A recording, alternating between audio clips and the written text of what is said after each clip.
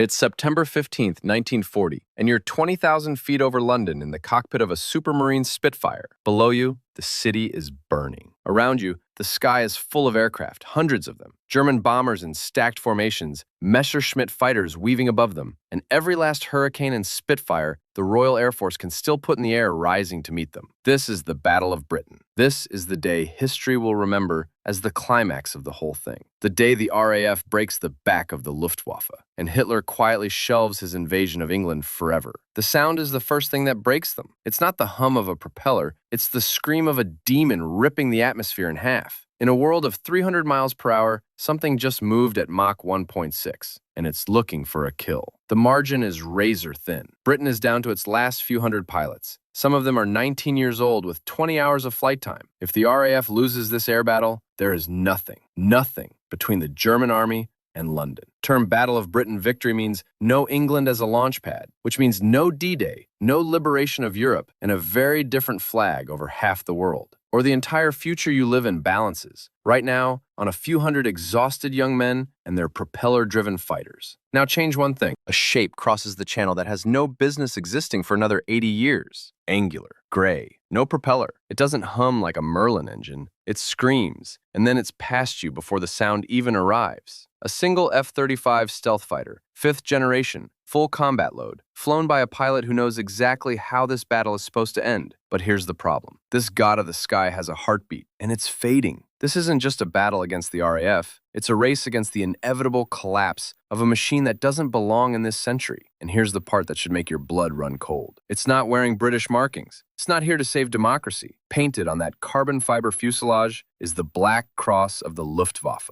And this machine has come to make sure the Battle of Britain ends the other way. One aircraft from the future, flying for the losing side of history. Against it, the radar chain, the Spitfires, the Hurricanes, and the stubborn courage of the Royal Air Force. This is going to be the most unfair dogfight ever flown, and it's going to come down to a single moral choice, in a single cockpit, with a finger resting on a trigger. Before we start, could anything in 1940 touch this thing, even in theory? Fire your answer into the comments. And then, let's find out what the sky over London looks like when the future picks the wrong side. First, understand what the F-35 actually is, because modern jet doesn't begin to cover it. A Spitfire pilot in 1940 finds his enemy with his own two eyes. He scans the sky, squints against the sun, and if he's lucky, he spots a glint of metal a few miles out. His radio barely works. His top speed is around 360 miles per hour, and in a hard turn, he's blacking out at 6G. He is, by the standards of his time, flying the finest fighter aircraft on the planet. The F-35 doesn't see the sky. It sees everything. Its radar and sensor suite track dozens of aircraft at ranges the Spitfire pilot cannot comprehend. Not 5 miles, but well over 100. And then there's the system that sounds like pure science fiction even today. DAS, the Distributed Aperture System.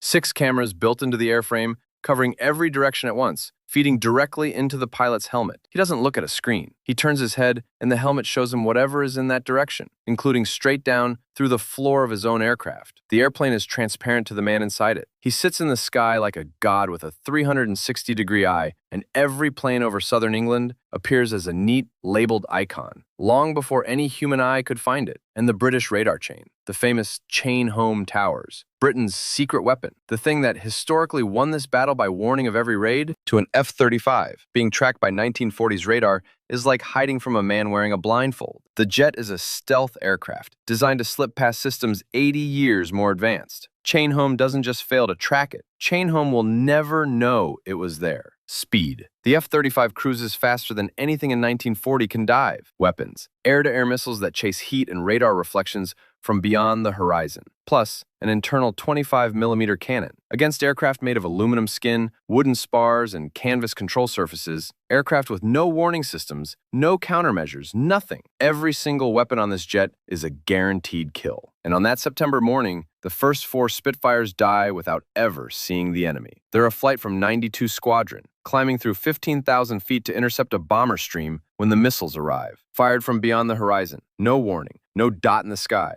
One moment 4 fighters are climbing in formation. The next, 4 fireballs are falling toward Kent. The pilots on the radio a squadron over hear nothing but a single clipped scream, and then static. Fighter command plots it as flak, or a collision, or a catastrophic accident. Then it happens again, an hour later. 3 Hurricanes gone, an empty sky. then again. By evening, the RAF has lost 11 fighters to something no one has seen, no radar has tracked, and no survivor can describe, because there are no survivors. And now, the fear starts eating the RAF from the inside. The radio nets fill with panic. Controllers listen, helpless, as flights simply stop transmitting mid-sentence. Pilots start screaming about invisible death, about friends vaporizing in clean blue sky. One young flight lieutenant, seconds before his own transmission cuts to static, gets out a sentence that will haunt every man who hears it. It's not an aircraft. It's a crack in the sky. Ground crews watch pilots come back white-faced and shaking. Men who will happily dive head-on at a Messerschmitt, now refusing to look at an empty patch of blue. Courage can face an enemy. Courage cannot face a sky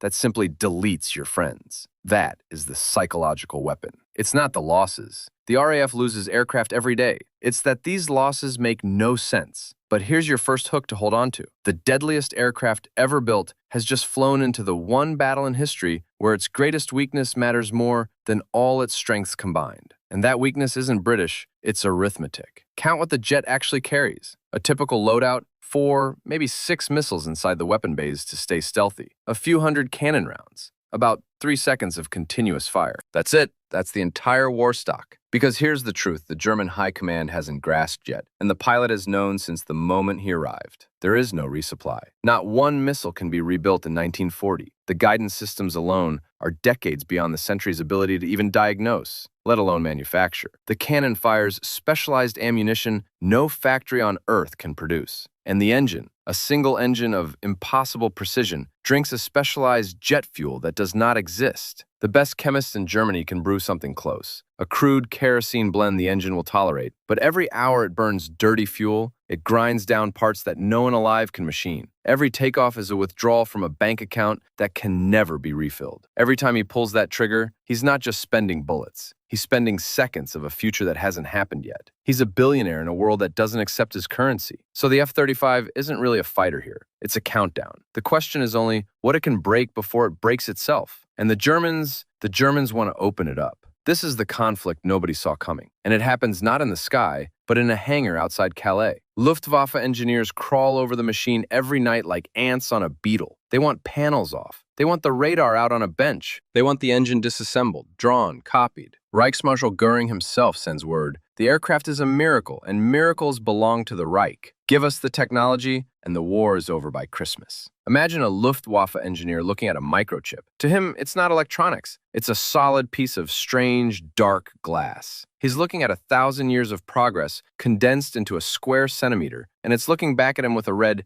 system error light that he will never, ever understand. They try to analyze the fuel. They expect high-octane gasoline. What they find is a chemistry that feels like magic, a liquid that burns with a heat that would melt any German engine in minutes. They aren't just looking at a plane, they are looking at an alien artifact from a civilization they won't become for a century. And the pilot refuses, because he's done the math the engineers haven't. He knows what's inside that airframe: radar-absorbing composites, computing power beyond this century's physics, material science, propulsion, guidance, 1,000 shortcuts through 80 years of discovery. Handing that to this regime isn't winning one battle. It's handing the darkest government of the 20th century a 2-generation head start on every weapon that made the modern world terrifying. He came to change one battle. Opening those panels changes everything forever in a direction even he can't stomach. So he does the only thing he can. He keeps flying. As long as the machine is winning battles, nobody dares ground it to take it apart. His own victories are the only thing protecting the future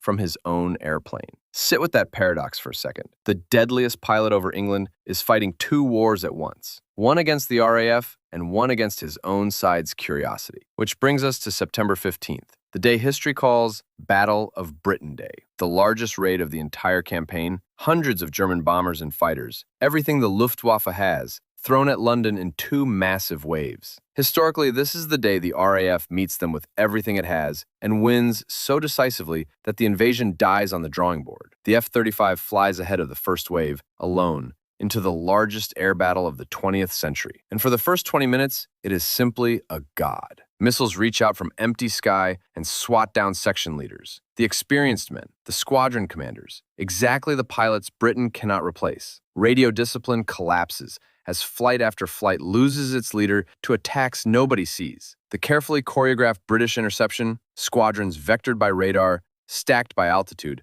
timed to the minute, starts falling apart because the men doing the choreographing keep dying first. Then the missiles run out. The last one leaves the rail somewhere over the Thames estuary, and just like that, the god becomes a gunfighter. A few hundred cannon rounds, 3 seconds of trigger time, against a sky that holds, at this moment, more than 1,000 aircraft. The pilot drops into the fight, actual visual range, turning combat, the kind his aircraft was never really built for, and his enemies were born for. And something strange happens. The Spitfires can't touch him. He's faster. He sees everything. Dawes paints every threat before it's a threat, but he can't be everywhere. 3 seconds of ammunition, spent in half-second bursts, each burst shredding a fighter. But there are hundreds of them, and they keep boring in on the bombers exactly the way their training and their fury demand. And the raid he's supposed to protect is being torn apart around him by teenagers in propeller planes who refuse, absolutely refuse, to stop. And then comes the moment the whole story has been driving toward. His helmet locks onto a lone Spitfire climbing at him head-on. Aggressive, precise, impossibly confident. Flown like the aircraft is an extension of the man's own body. The targeting system reads the aircraft's squadron codes, and the pilot's blood goes cold because he knows those codes. He's read the books. That's Douglas Bader's machine, the legless legend. The man who lost both legs in a crash, talked his way back into a fighter cockpit, and became one of the most famous aces of the entire war, one of the few. A man whose name will be on streets, on schools, in every documentary about this battle for the next 80 years. A man who is supposed to survive this war. The gun pipper settles on the Spitfire's nose. In the sight, a legend. A man whose name they'll put on street signs. And the pilot has exactly half a second of trigger to erase him from reality. The pilot isn't just looking at a Spitfire. He's looking at his own history books. He's looking at the man whose story inspired him to become a pilot in the first place. To pull the trigger is to commit a form of chronological suicide. And he hesitates because he suddenly understands with total clarity what his finger is actually resting on. Kill Bader. Kill enough of these men, break this battle, and the invasion sails. England falls. And the world that trained him, the world that built this aircraft, the world where his own grandparents meet decades from now in a free Europe, flickers like a candle in a draft. Every kill he scores is a brick pulled out of the foundation of his own existence. He is winning himself out of history. Bader opens fire. 8 machine guns, Tracer whipping past the canopy, brave and hopeless and utterly certain. And the F-35 rolls off target, breaks away, and doesn't pull the trigger. The pilot climbs out of the battle, alone, and looks down at the burning sky over London, at the raid collapsing, at the bombers turning back, at history grinding stubbornly back onto its rails, and he makes the last decision of the mission. The fuel gauge is dying anyway.